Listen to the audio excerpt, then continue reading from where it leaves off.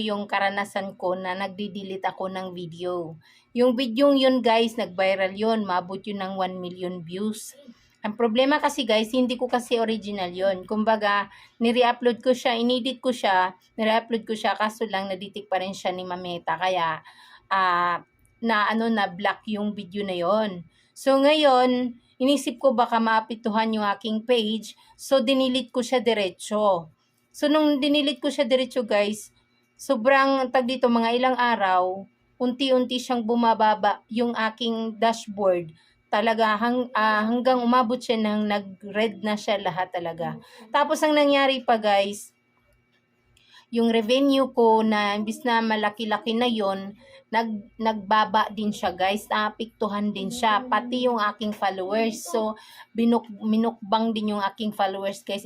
Imbis na road to 12k followers na ako, bumaba siya, naging 11k followers na lang siya, 'di ba? So laki talagang nawala. Tapos guys, ang laki nawala sa aking dashboard tsaka sa engagement. So ngayon guys, if ever man na mayroon kayong video na may violations tulad dun sa akin, kasi yung email ni Mamita talaga sa akin nun ay sabi, bablock daw yung aking video dahil nga daw nagreklamo yung may-ari. Tapos yung may-ari na yon ay ayaw niya na yung revenue, kahit share kami, ayaw pa rin niya, kaya binablock niya yon.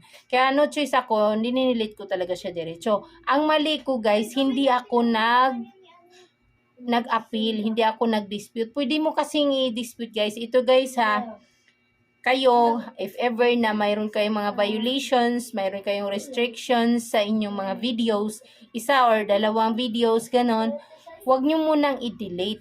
Mag-submit muna kayo ng dispute. Yung dispute guys, mayroon kang form na pipil upan nun, i-click mo lang naman yung your alerts, tapos i-click mo yung video nyo ng details, tapos yun nandun nakalagay kung i-submit submit dispute or appeal, ganon. Tapos pag na pindot mo yung dispute, kung dispute yung gusto mo, magsusulat ka doon kung bakit mo in-upload yung video yun. So ang ginawa ko, ang gagawin guys, pindot mo yung dispute, tapos lagyan mo siya ng description, sasabihin mo lang siya na this video is for entertainment only. Tapos sana hopefully to consider to use it. Ganun lang. Tapos guys, hintayin mo yung reply ni Mameta nun, kasi pag if ever natatanggapin niya yung dispute, wala nang problema dun sa video na yun guys, kahit hindi mo siya i-delete. Pag ina-accept nila yung dispute, may email naman yun sila na dispute accepted. So, ibig sabihin, wala ka ng violations, tanggal na yon. Ngayon guys, if ever na hindi pa rin siya nadadala sa dispute, halimbawa, sasabihin nila ay decline dispute, so pwede ka pa rin mag-submit ng appeal.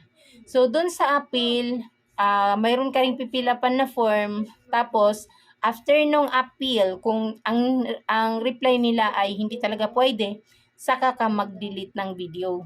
Huwag agad-agad i-delete ang video. So, yun yung mali ko kasi agad-agad dinilit ko. So, malaki talaga ang kakulangan or kabawasan sa iyong page or profile kapag basta-basta ka na lang mag-delete, lalong-lalo na kung maraming views guys, bagsak talaga guys. So, yun lang yung kailangan mo na mong gawin, mag-dispute ka muna or mag-appeal ka muna para hindi ka agad mawawala yung mga viewers mo at followers mo. Kasi kung nag-trending yun, ibig sabihin nagustuhan ng mga manunod yun, mga followers mo yung video yun, tapos bigla mong dinelete, diba? Sayang masyado. Yan guys, so yan lang i-share ko sa inyo. Sana ay nakakatulong sa inyo kasi po, marami po kasi ngayon ang na-demonetize, marami na restricted. So yun lang yung mga dapat nating gawin guys. Click nyo lang yung your alerts. Tapos pwede kang mag-dispute or mag-complain or mag-appeal. So yun lang guys. So sana guys ay patuloy nyo pa rin ako suportahan sa aking Facebook page at sa aking profile, syempre sa aking YouTube. So thank you so much guys. So unti-unti pa rin tayong nag-recover sa ating mga videos. So thank you guys sa inyong lahat, kasi di ko maabot yung 11k followers at 6,700 followers sa aking profile. kung hindi po yun dahil sa inyo. So, kapag ka tayo guys ay pagpalarin at lumaki yung ating blessing, so mamahagi po tayo sa ating mga followers. Sa mga new followers natin, sa mga old followers, lahat po yun. Yan. Thank you guys for watching. God bless!